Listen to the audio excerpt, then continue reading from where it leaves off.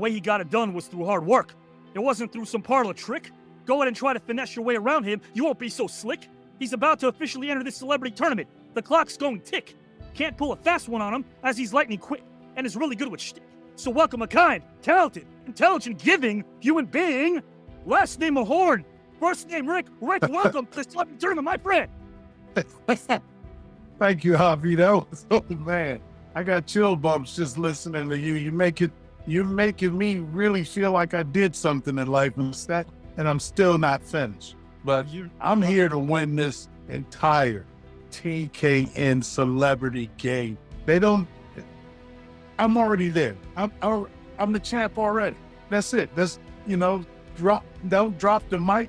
Just go to the next one. Let's get these 2 months out of the way, because the rest of these guys are just feeling around here. People think of Rick Mahorn, they think of the image, they think of the ultimate bad boy. What they don't know is how much you give.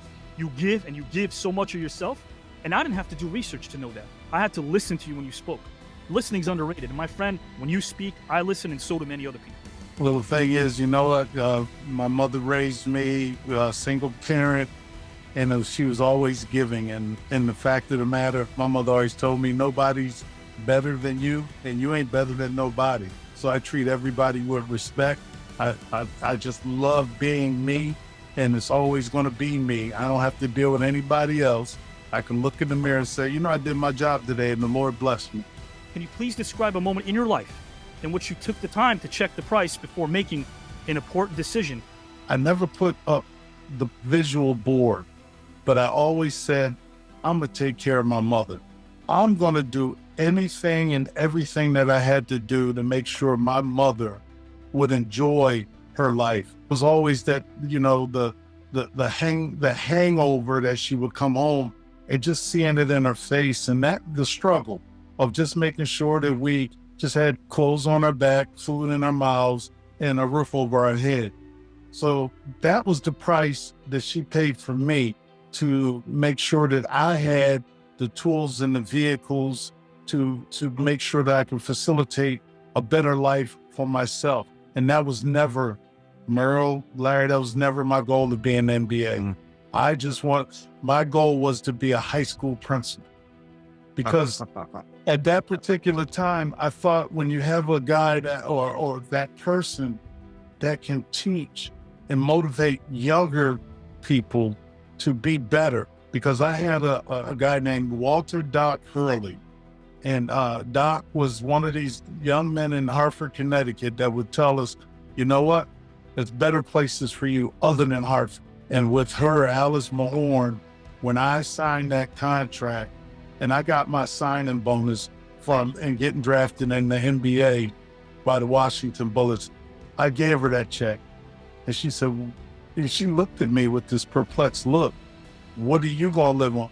I'm good. You take that mine and make sure that you can enjoy yourself. And the fact that I get to meet people outside of what I've done as a professional basketball player, when it's all said and done, I'm a human being just like everybody else.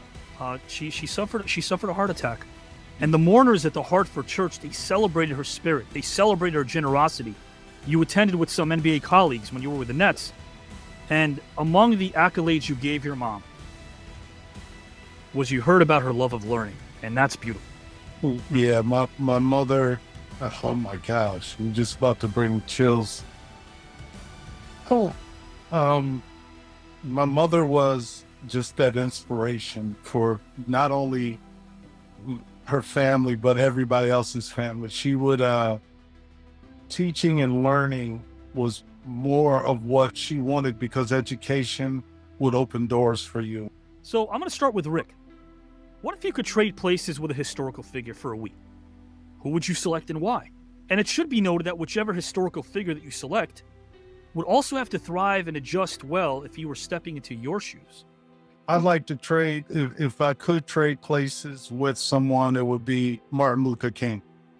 And the reason why is because he made a change. I like when someone makes a change and a difference in someone else's, and being caring enough to sacrifice his own life for the betterment of others.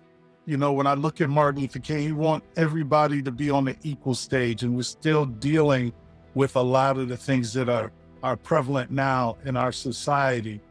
I look at him and say, well, he could take my place all day, every day, because all I did was play basketball and try to still emulate what he's done for people moving forward and trying to educate people to move forward and not look at people as individuals, but look at us as human beings and being accepting of where someone's from. And there's just so many problems we have where we're not accepting of anybody of whatever descent we're from or wherever we came from.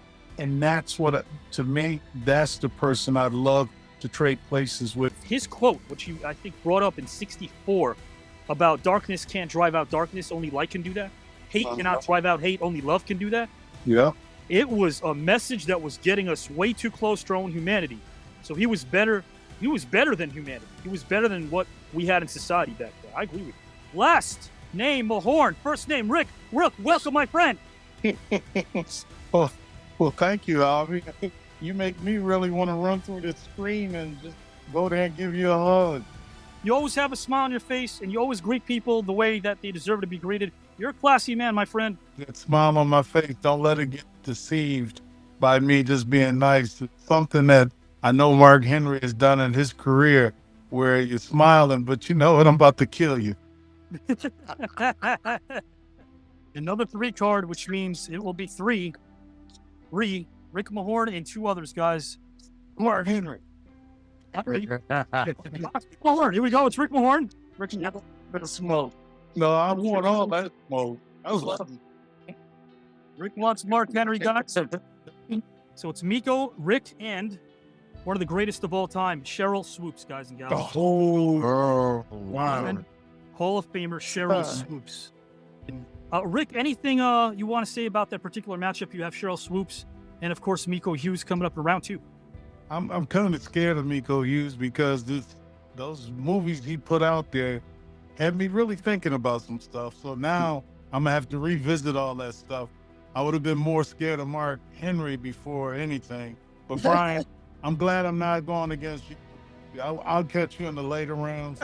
Brittany, I'm going to get you too. So okay, all right. we just together. Nobody's safe. Nobody's safe safe, around here. Mark. Tough competition. Look, I know how this sounds like. It sounds flowery, but you do humanity proud, man. You're a great human being and a friend, and I'm glad that right now this friendship could blossom. Thank you, my friend. Well, thank you. This has been a pleasure. Blessings to everybody out there. Happy holidays. Holidays. Great Easter and happy Saturday, Easter Sunday. Just be blessed. Stay blessed. Provides hope and helps families who are fighting childhood cancer through his foundation. His light blankets the dark. They're about to scream his name from Lincoln Park to Denmark. On the field, he was more ferocious than a great white shark. So put your hands together for a gem of a human being and legend. Last name Rypien, first name Mark. Mark, welcome, my friend. Holy smokes, Avi. Where did you get that information from? That's amazing. Appreciate that, my friend. I look forward to from one Canadian to another. I appreciate that. Definitely monologue was way more than I even anticipated. And I got to ask you this question, though. Again, you are a competitor of all competitors. Are you here to win the entire thing, my friend? Looking forward to competing, and winning isn't everything. It is the only thing. If you could title the 3 chapters of your life, childhood, young adulthood, and middle adulthood, how would you title them each, and why, my friend? So with chapter 1 being rejoice, when I look back to chapter 1 and talk about rejoice and being born, and like you said, Avi, in Calgary, Alberta, Canada, moving down with my family and not knowing what the next thing was, but excited to be with them, excited to see the next stage of my life and where it was going. Everyone thinks I was going to be a hockey player, but came from a lower middle class family, didn't have the funds to play hockey. So my dad put a baseball mitt in my hand, as Brian played baseball his whole life as I did mine. It just only thing in my life in baseball is I couldn't hit or throw a curveball. My days were numbered when it came to baseball. The second phase that I'll talk about in the second chapter I talk about in the book would be resilience. We all have challenges in our life and all face challenges and things that we do. From that 30 on, my son Andrew was born and was a beautiful, beautiful boy. 2 years old growing up. But I remember being at training camp in Illinois with the St. Louis Rams and getting a call from Dick Vermeil, say, hey, you need you to come in here. Your wife has called and there's been an emergency back home. Your son has had a seizure and that you need to get home as quickly as possible. And so certainly I traveled back, and Dick said, you have all the time you need. You just take care of family. And went back and saw my son, with tubes and everything going through his nose and mouth and being on support at that point in time.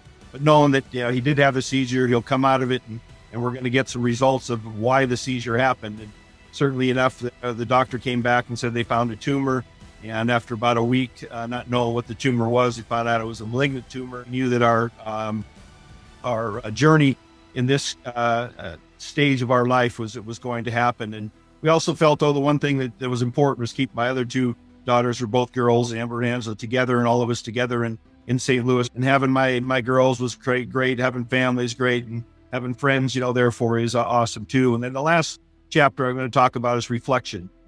Just basically look at what's happened all throughout all these years. You learn from a lot of the things you learn as a grandparent now. And I have 3 great, beautiful grandchildren and love them dearly. Is that you almost like get a mulligan in golf, that from being a parent, all the things as a parent, you're like maybe a little bit too uptight about this, that, and the other. Now you have grandchildren and you're not so uptight anymore, and that you can have fun with them and enjoy them and think about the things now in life that you care about, your family, your travel. Golf is a big part of, my mental frame is just, I love being out on the golf course and doing the things that I love to do. So I'm looking at travel, looking at being with my grandkids, and just all the wonderful things, and reflect on areas, that you look back on. And now that your last trimester in the last 30 years, hopefully I get to that 90-year plateau that I can enjoy and be a part of it. So it's just kind of from the start to the end. Absolutely.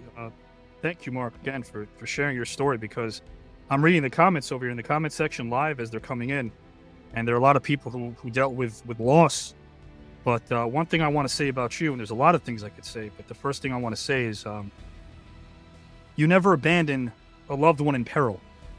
And I know that sounds easy, like, wait a minute, that's a foregone conclusion. Why would any of us abandon a loved one in peril? Well, you gentlemen have it. Brian has it, his sister, and Tank has it with the stories he's given me as well. And I think the ability to tell everyone that despite the fame and the acclaim, despite the money, the sponsorship, how well you're playing in sports, at the drop of a dime, to put it all away for your family, that says it all. So you and I, Mark, are I guess 2 guys that had to really get it from our fathers, because if we were home at 12:30 instead of our curfew, we'd get it the next day, wouldn't we? Oh yeah. And that's the wrath of Khan that you didn't want to have, Avi. That was worse than throwing an interception for sure. But he was the life of the party, your father. Oh, he was a beautiful, beautiful soul. Yeah, absolutely. You're lost in the forest. It's been days. You haven't eaten in a day. Sunlight's a distant memory. You're running out of time. Survival's becoming harder and harder to fathom. But you're in luck. You aren't the only one experiencing this dire situation. A historical figure stands beside you. If this were to occur, which historical figure would you prefer having by your side in the hope of finding freedom, shelter, food, and civilization? And who would you select and why? Mr. Mark Rypien, are you ready to go, good sir? Yes, I am ready to go. Although I've been born and raised a Catholic my whole life, I would probably have to go with Jesus, as being my historical figure. When you're looking for survival somewhere, his gracious Heavenly Father above built this place, so I think he has a pretty good navigational process to get through a forest in some capacity, way, or form.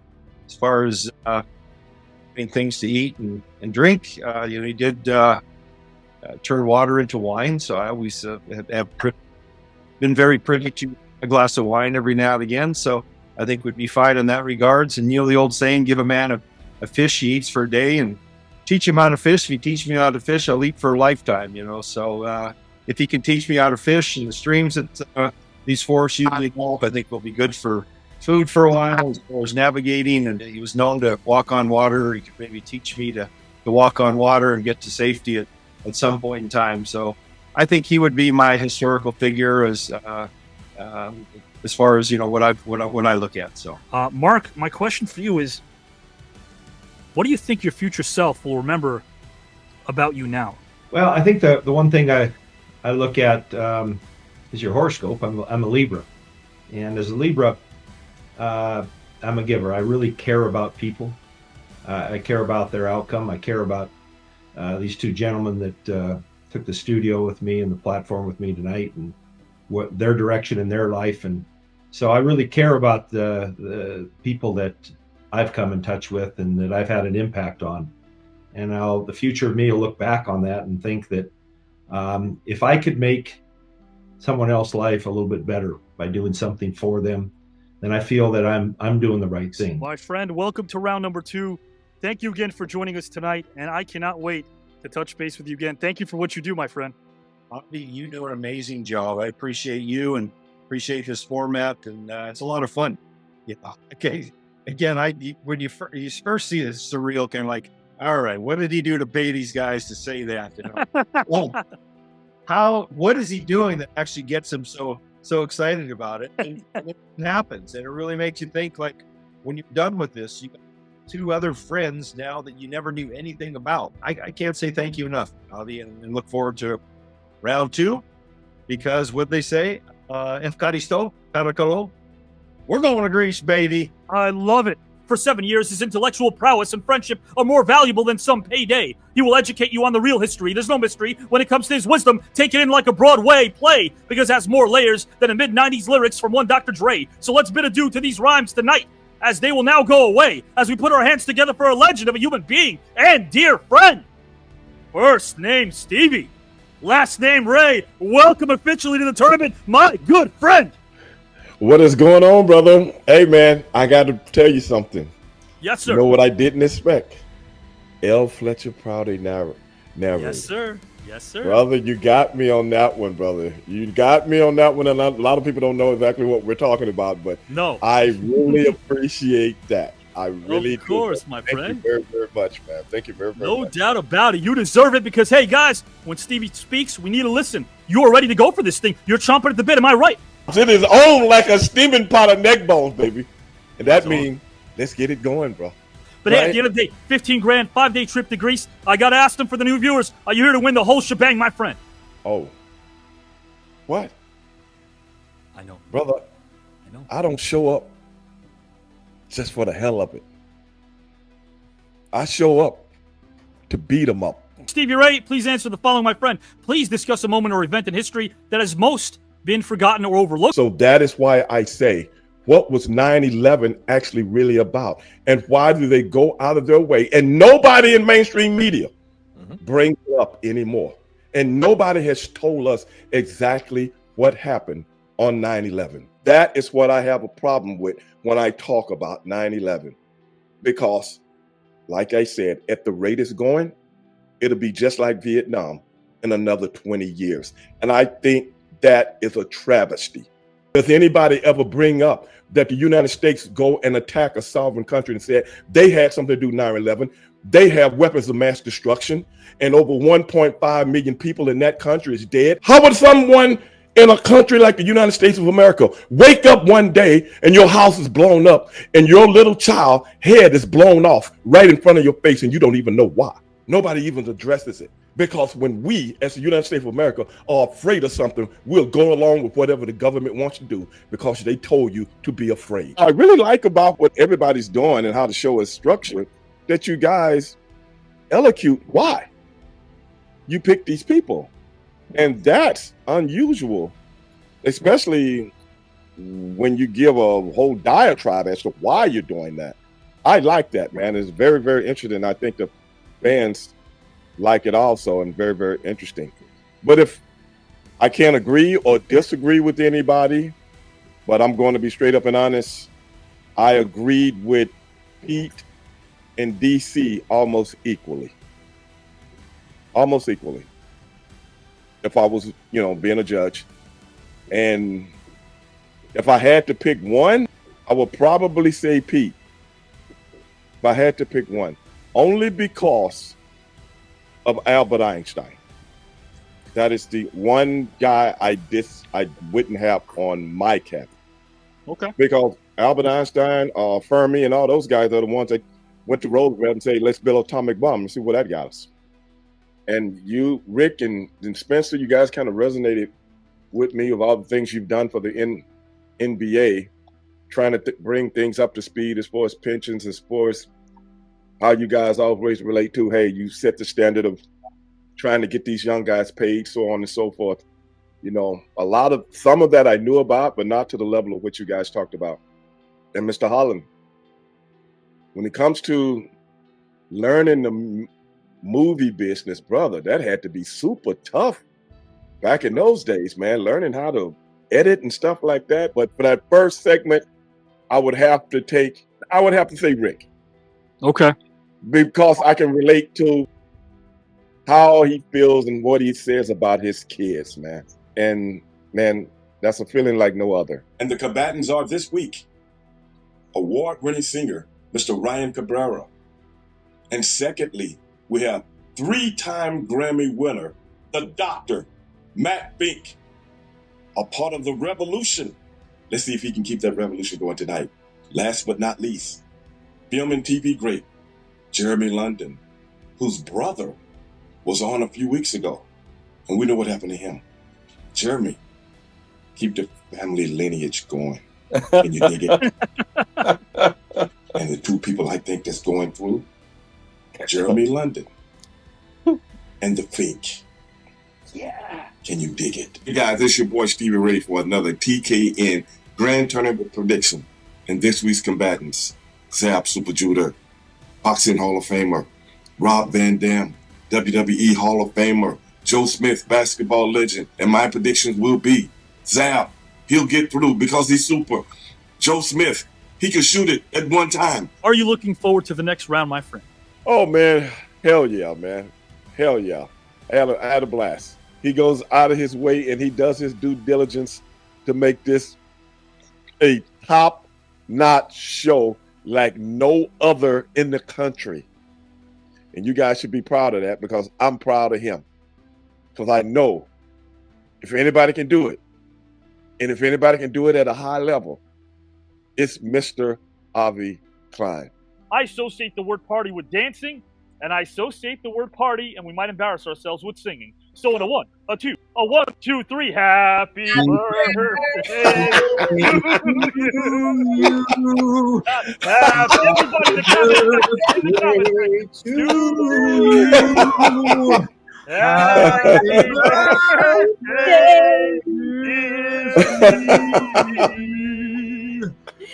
happy birthday to you. Oh, brother, I appreciate that, man. That's better than the one I got last night, I have to admit. I call this man the professor, but nobody knows why. Nobody knows why. He comes on my podcast and goes, ladies and gentlemen, the professor is here. And they go, professor what? It's a good question, actually, yeah. But I let him know. Professor of many things. No, man. So he's a professor to me. And you guys see on this show right here what he's doing now, how much he puts into it. People don't realize the work, the hard work behind the scenes that this man put in to make this show happen. Thank you for joining us tonight, my friend. No problem, brother. I had a great time. And Likewise. You're doing it, man. Thank you. You know, you're doing it, brother. You're doing something like you and I have always talked about, outside the box. Thinking outside the box. And on top of that, entertaining people at the same time. And on top of that, educating people at the same time. And with all that rolled into one, Avi, you can't lose, bro.